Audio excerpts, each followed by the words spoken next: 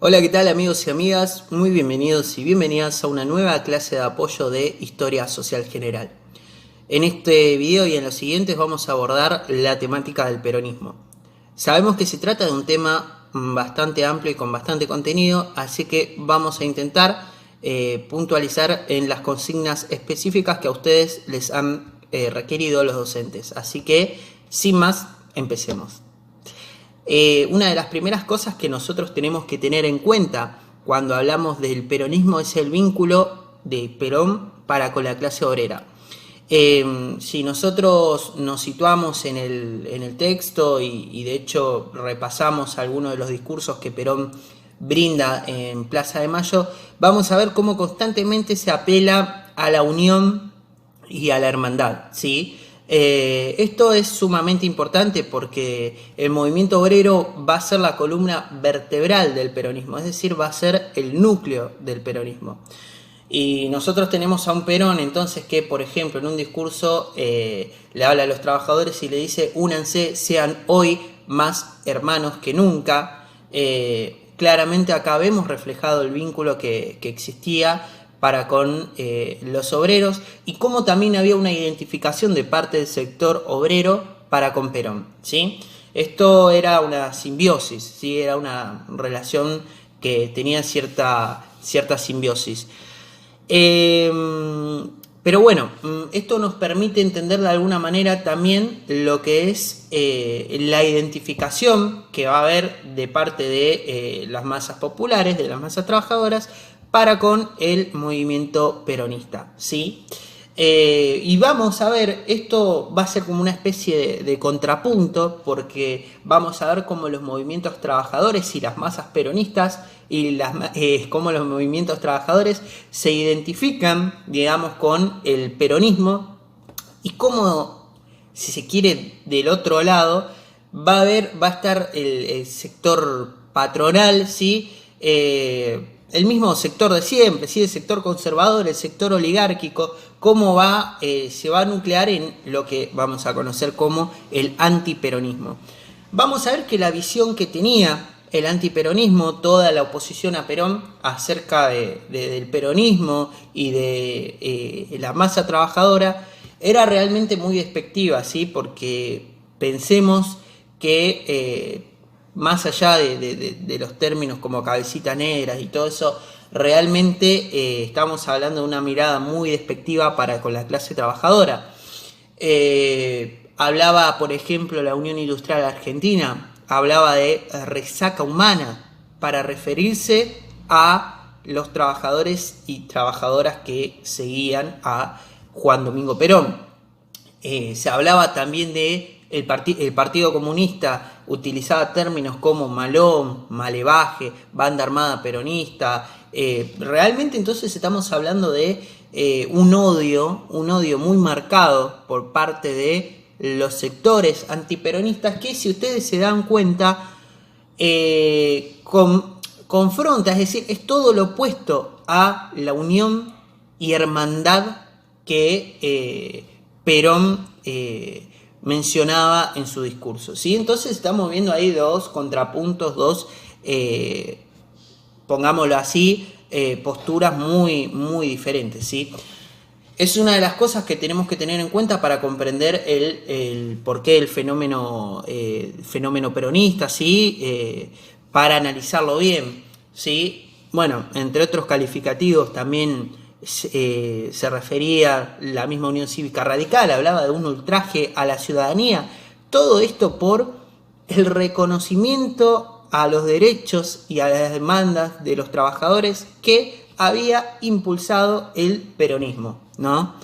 Este sector conservador, este sector que detentaba los privilegios, veía como una amenaza el ascenso de otro sector al que siempre había mantenido oprimido, ¿sí? Al que siempre le había pisado la cabeza. Hoy ese sector al que siempre le había pisado la cabeza ya no tenía más el pie sobre su cráneo, sino que estaba ascendiendo, y eso alarmaba y no le gustaba para nada a los sectores opositores, ya que creían que no eran dignos de esos derechos los trabajadores y trabajadoras.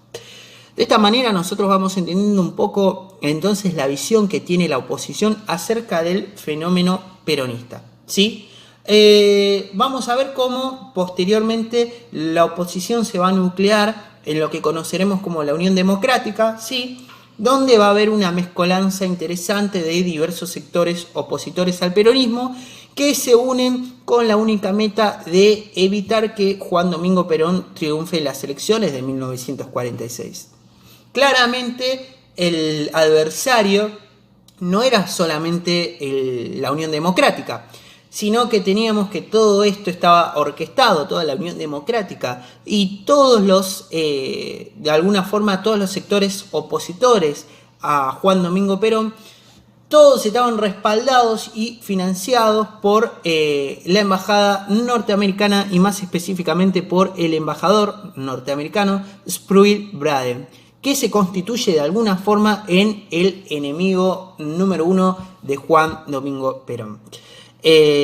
Vamos a ver cómo Sproul Braden lo caracteriza a Perón como un nazi fascista, ¿sí? Más allá de que Perón no le haya declarado, digamos, la guerra al eje, e incluso sobre los últimos días o sobre los últimos semanas de la Segunda Guerra Mundial haya elegido unirse a los aliados. A pesar de todo eso, digo, vamos a ver cómo se habla de nazifascismo, de autoritarismo, incluso se llega a hablar de tiranía, de un líder tirano.